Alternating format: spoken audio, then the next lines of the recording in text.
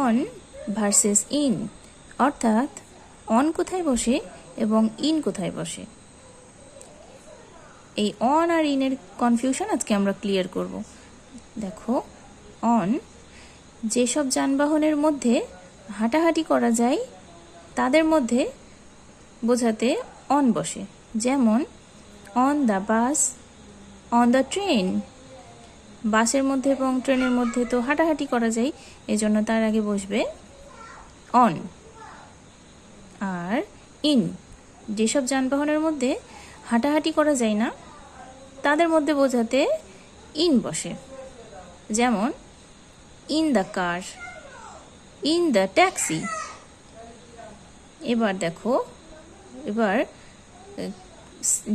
তবে cycle, motor cycle এসব যানবাহনের ক্ষেত্রে অন বসে কেন? এর উপরে বসে আমরা চালাই এই জন্য। On a cycle, on a motor cycle. In versus on memory tricks, অর্থাৎ মনে রাখার কৌশল।